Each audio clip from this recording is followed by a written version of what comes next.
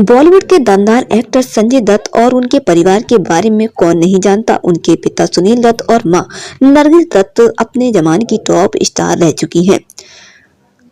दोनों ही अपनी दमदार एक्टिंग के लिए फेमस थे। नरगिस सिर्फ एक्टिंग ही नहीं बल्कि अपनी खूबसूरती के लिए भी बॉलीवुड पर राज करती थी। लेकिन खूबसूरती के मामले में नरगिस की मां भी कुछ कम नहीं थी। लेकिन नरगिस की मां एक तबायब थी। शायद आपको ये बात पता ना हो। चलिए आज हम आपको उनके बारे में बताते हैं।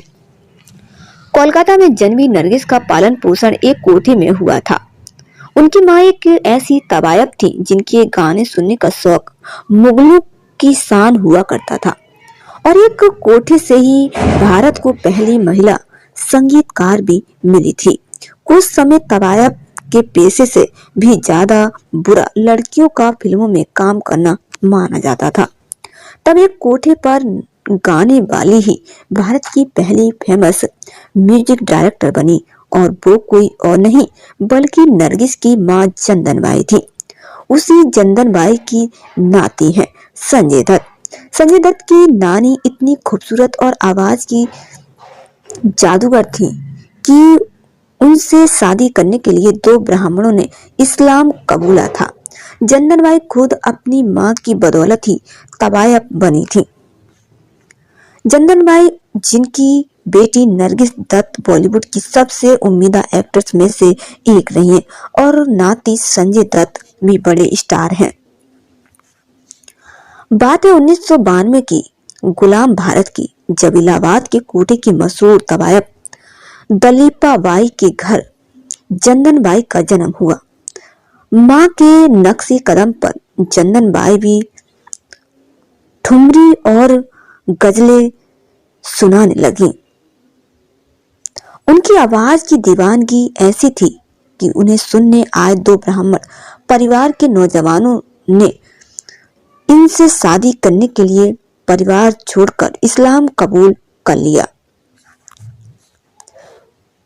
दलीपा बाई गांव पहुंचे, लोगों के बहकावे में आकर इलाहाबाद भाग आई। लेकिन उन लोगों ने दलीपा बाई को कोठे में बेच दिया। यहाँ उनकी शादी सारगी वादक मियां जान से हुई, जिनसे उन्हें एक बेटी चंदनबाई हुई।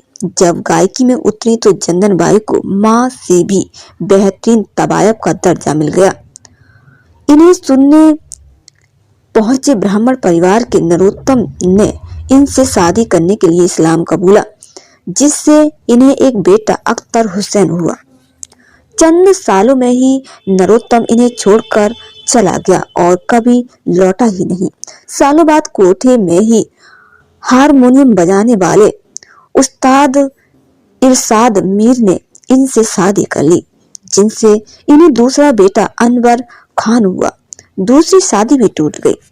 ये कहना गलत नहीं होगा कि लोग एक नजर में इनके दीवाने हो जाया करते थे। यही हाल हुआ नकलों के रईस मोहन बाबू का, जो निकले थे लंदन के लिए, लेकिन चंदनबाई से मिलकर वो सब कुछ छोड़ बैठे।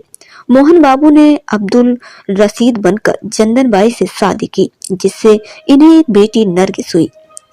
चंदनबाई भी कोठे से निकलकर संगीत के उस्तादों से संगीत सीखने पहुंच गए। इनकी गायक गजलों को यूके के म्यूजिक कंपनी रिकॉर्ड करके ले जाया करती थी। विशेष शासक इन्हें महफिलों में बुलाया करते थे। रेडियो स्टेशन में चंदनबाई की आवाज देश भर के लोगों को दीवाना कर रही थी। पॉपुलैरिटी बढ़ी तो इन्हें लाहौर की फोटोटोन कंपनी की फिल्म राजा गोपीचंद में काम मिला।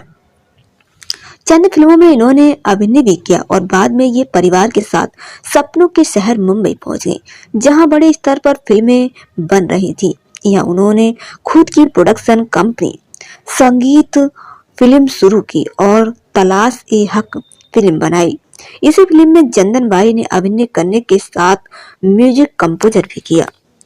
इतिहास में ये पहली बार था जब कोई महिला म्यूजिक कंपोजर कर रही थी। 1935 की इस फिल्म में उन्होंने 6 साल की बेटी नरगिस को कास्ट किया।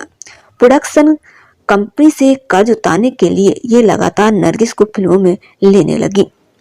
1940 तक चंदनबाई की प्रोडक्शन कंपनी भारी नुकसान में जाने से बंद हो गई। चंदन भाई ने फिल्मों में काम करना बंद कर दिया। आखिरकार 8 अप्रैल 1949 को चंदन भाई कैंसर से लड़ते हुए दुनिया से रुखसत हो गईं। नरगिस को 14 साल की उम्र में तकदीर फिल्म से पहचान मिली। वह अपनी बेटी नरगिस को सुपरस्टार बनते देखें, लेकिन अफसोस ये सपना उनका पूरा नहीं हो पाया। नरगिस सुपरस्टार हीरोइन बनी और उन्होंने सुनील दत्त से शादी की।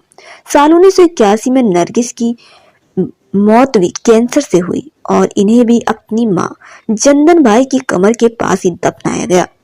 यही थी माँ बेटी की स्ट्रगल लाइफ की खूबसूरत कहानी। आपको हमारी ये स्टोरी कैसी लगी हमें कमेंट करके जरूर बताइएगा।